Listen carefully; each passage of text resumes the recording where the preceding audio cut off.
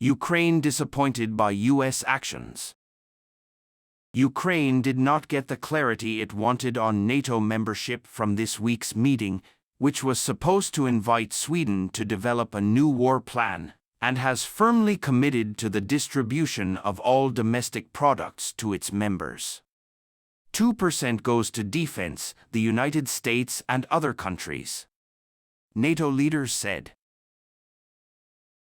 However, at the meeting held in Vilnius, Lithuania, some of the group organizations were able to make their security commitments to the closed country. British officials announced on Tuesday that all members of the G7 must sign a declaration outlining how the Allies will support Ukraine in ending the fighting forces and defending and responding to future attacks in the coming years. Earlier this week, members Estonia and France used language that clearly explained how and when Ukraine would be allowed to join NATO.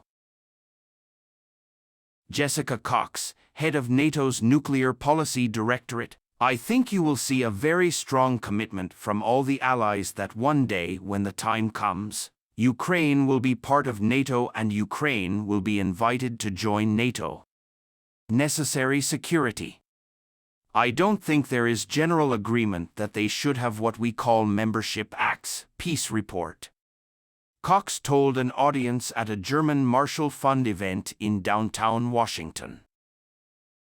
The agreement that Ukraine could join the coalition without presenting a working plan did not make too many Ukrainians working against the larger Russian army for more than a year, especially after completing the plan.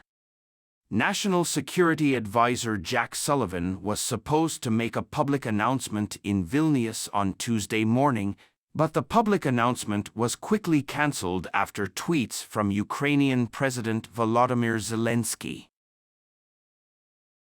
Zelensky on Twitter, "Neither invitation nor time, has been set for Ukraine's participation, which is unprecedented and incredible." At the same time, vague statements about conditions were added even when inviting Ukraine. Uncertainty is weakness. I will openly discuss this at the meeting.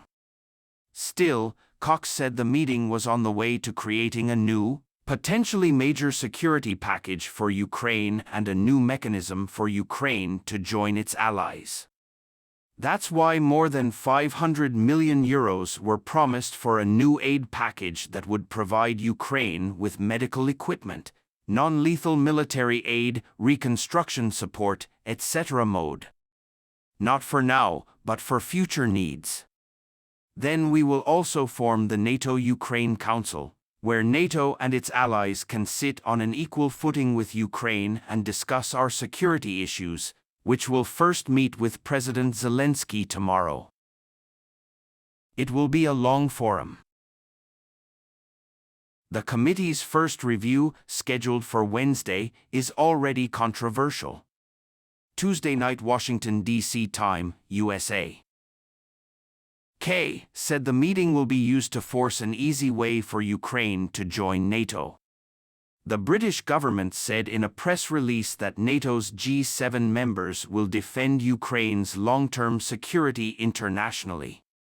All members of the G7 must sign a declaration outlining how the Allies will support Ukraine in ending the war and preventing and responding to all future attacks in the coming years. Many countries have accepted this for the first time, while other countries prefer long-term security planning. The meeting was held for another important result: Sweden's agreement to join the coalition after member Turkey withdrew its opposition. Ankara's change of attitude comes after the U.S. Senate Foreign Relations Committee Chairman Bob Menendez said he would reconsider the decision to sell F-16s to Turkey. Syed Cox, USA. President Joe Biden has been supporting Turkey's use of F-16s for a while. An agreement that will help Turkey enter the European Union, which is a very important issue for Turks, is also important. And there's also a lot of work that Sweden did last year to really change its laws and crack down on terrorism and terrorist organizations in Turkey. Freedom of movement and the Baltic Sea are currently heavily restricted by NATO countries. But it also gives us greater visibility into the High North, said Cox. Major Gen. Tim Henry, chairman of NATO's Security Council in Norfolk, said on the sidelines of the Marshall Fund event that the Scandinavian member caused a general reaction in society. Finland and Sweden talk about the struggle to bring all the countries' strength together in the crisis. New NATO plans.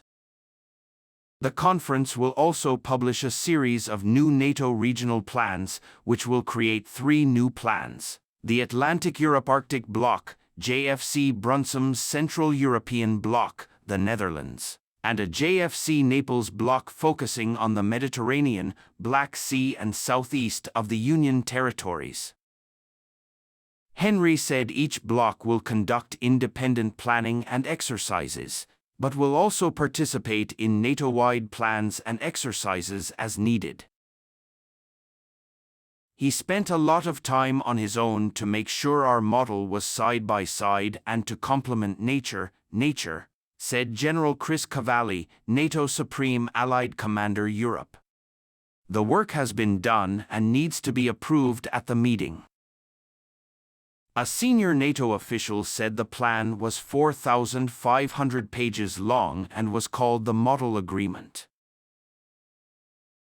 Cox said that NATO's enlargement must prepare for a new war. According to the agreement reached at the Madrid conference in 2022, NATO now has 8 combat groups in the East. NATO should use forces to achieve these goals and do so in a more realistic environment. Thus, organizations that will fight each other can train together.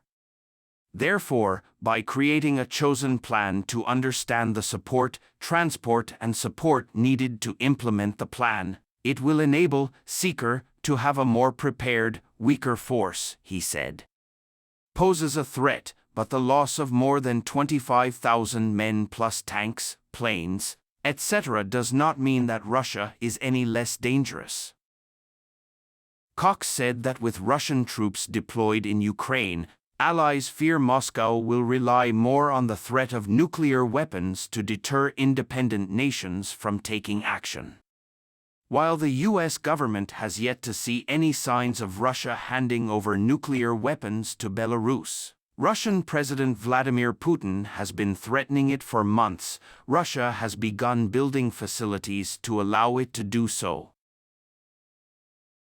Nuclear scope will be part of that. How do you see the new safe space that Russia has increased to nuclear force and the threat of nuclear force upon us, not just responding to a nuclear attack? Finally, and perhaps most importantly, the organization will agree to extend a longer period and commit that members must ultimately spend 2% of GDP on defense.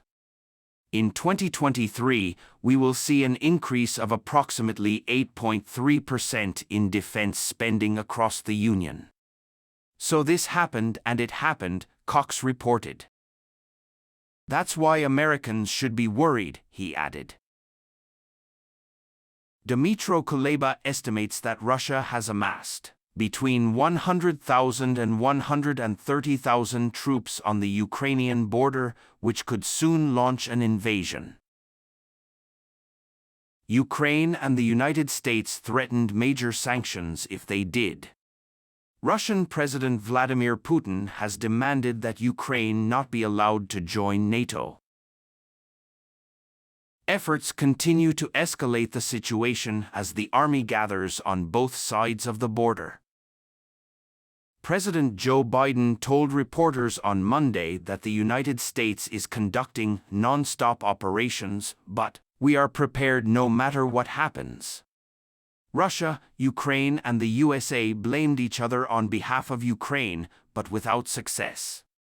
Reach an agreement on the way forward. Kuleba said that the Ukrainian authorities were busy preparing for the attack, but they were deliberately playing so as not to cause chaos in the country and damage the economy. Still, he said the threat was real. This goes beyond Ukraine's own interests. If Russia succeeds in Ukraine, it will send a clear message to anyone who wants to rewrite the rules of the world that it is possible. If you follow boldly, you will eventually succeed. I can tell all Americans that Ukraine has been fighting this war for 8 years. We never wanted America's boots on the ground.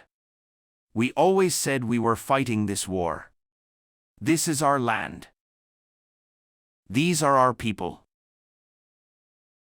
We don't need you personally, but help us fight this war militarily and militarily.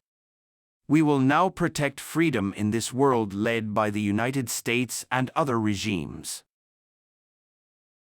2 visitors to the United States shared the same sentiment. Members of Congress, Gregory Meeks, New York Democrat, and Mark Green, Tennessee Republican. Both U.S. congressmen.